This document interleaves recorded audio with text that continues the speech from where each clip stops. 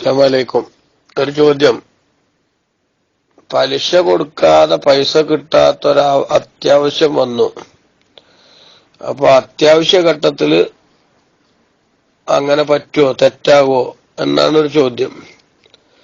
ഈ അത്യാവശ്യ ഘട്ടം എന്ന് പറഞ്ഞത് ശരിക്കും ഇസ്ലാം അനുവദിക്കുന്ന അത്യാവശ്യ ഘട്ടമാണോ എന്നുള്ളത് പരിശോധിക്കേണ്ടതാണ്. ചില ആളുകളുടെ അത്യാവശ്യ ഘട്ടം എന്ന് പറഞ്ഞാൽ അനിവാര്യമായ സംഗതികൾക്ക് വേണ്ടിയൊന്നും ആവില്ല. അല്ലേ, ഒരു വലിയ വില കൂടിയ വണ്ടി വാങ്ങാനായിരിക്കും, അതിപ്പോ അത്യാവശ്യ ഘട്ടമൊന്നുമല്ല. അവന്റെ ജീവിതോപാധികളൊക്കെ മുട്ടിപ്പോകുന്ന, ഇപ്പൊ അത് ചെയ്തില്ലെങ്കിൽ വലിയ പ്രയാസം ഉണ്ടാക്കുന്ന രൂപത്തിലുള്ള സംഗതികളാണ് അത്യാവശ്യ ഘട്ടം എന്ന് പറഞ്ഞത്. അങ്ങനത്തെ ഘട്ടങ്ങളിൽ പലിശ കൊടുക്കാതെ പണം കിട്ടാൻ നിവൃത്തിയില്ലാത്ത ഘട്ടം വന്നാൽ അവിടെ ബഹുമാനപ്പെട്ട ഫത്തുൽ മുഈനിൽ നമുക്ക് കാണാം, ബഹുമാനപ്പെട്ട ഇബ്നു സിയാദ് റഹിമഹുല്ല പറഞ്ഞതായിട്ട് മഖ്ദൂം തങ്ങൾ ഉദ്ധരിക്കുന്നുണ്ട്. ലാ യൻദഫിഉ ഇസ്മു ഇതാഇർ റിബ ഇൻദൽ ഇഖ്തിറാളി. കടം വാങ്ങുന്ന സമയത്ത് പലിശ കൊടുക്കലിന്റെ കുറ്റത്തിൽ നിന്ന് ഒഴിവാകുന്നതല്ല ലിൽ ളറൂറത്തി, അത്യാവശ്യം ഉണ്ടായി എന്നതുകൊണ്ട്.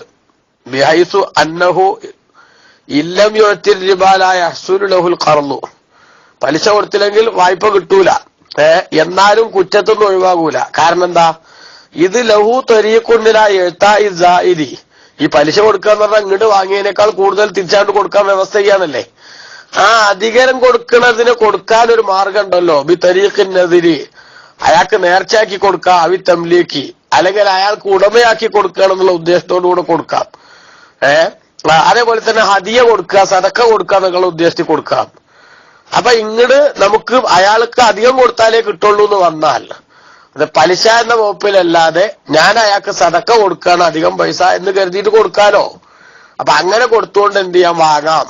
അതുകൊണ്ട് തന്നെ അത്യാവശ്യ ഘട്ടത്തിലാണെങ്കിലും പലിശ എന്ന രൂപത്തിൽ അതെന്താവുന്നതല്ല, കുറ്റത്തൊന്നും ഒഴിവാകൂല എന്നാണ്. അതേസമയത്ത് ഒക്കാല ശൈഖുന ഇബ്നു ഹജർ തങ്ങൾ പറഞ്ഞിട്ടുണ്ട്, യൻദഫിഉൽ ഇസ്മു ലിൽ ളറൂറത്തി, അത്യാവശ്യം ഉണ്ടെങ്കിൽ കുറ്റം ഒഴിവാകും എന്ന് പറഞ്ഞിട്ടുണ്ട് എന്നും ഫത്തുൽ മുഈനിൽ കാണാം. പക്ഷെ ഈ അത്യാവശ്യം എന്നത് എന്താണ് എന്നുള്ളതാണ് പ്രശ്നം. ഒരാളുടെ ജീവൻ നിലനിർത്താൻ നിവൃത്തിയില്ലാത്തൊരു ഘട്ടം വരിക, അങ്ങനത്തെ ഘട്ടങ്ങളാണ് ഈ അത്യാവശ്യം എന്ന് പറഞ്ഞത്. അല്ലാതെ നമ്മൾ വേറെ ഏതെങ്കിലും എനിക്കിപ്പോ അത്യാവശ്യമായിട്ട് പൈസ എന്ന് പറയുന്നത് അല്ല എന്നുകൂടി ഇവിടെ മനസ്സിലാക്കണം. അല്ലാഹു തആല നല്ലതിനോട് പിന്തുടരാൻ നമുക്ക് തൗഫീഖ് നൽകട്ടെ. അപ്പൊ ഞാൻ പറഞ്ഞതിന്റെ ചുരുക്കതാണ്, ഒരാൾക്ക് അങ്ങനെ ഒരു അനിവാര്യ ഘട്ടം വന്നാൽ അധികം കൊടുക്കുന്നത് സദക്കയായി കൊടുക്കുക, അല്ലെ നേർച്ചയാക്കിയിട്ട് അയാൾക്ക് കൊടുക്കുക എന്ന രൂപത്തിലൊക്കെ കൊടുത്താൽ മതി. എന്നെന്തായാലും പലിശ കൊടുക്കുക എന്നുള്ള പ്രശ്നത്തിൽ നിന്ന് അയാൾ രക്ഷപ്പെടും.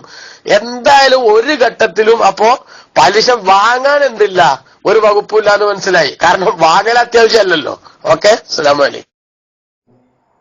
പുതുമയുള്ളത് പുതുമയോടെ കേൾക്കാൻ സബ്സ്ക്രൈബ് ചെയ്യൂ.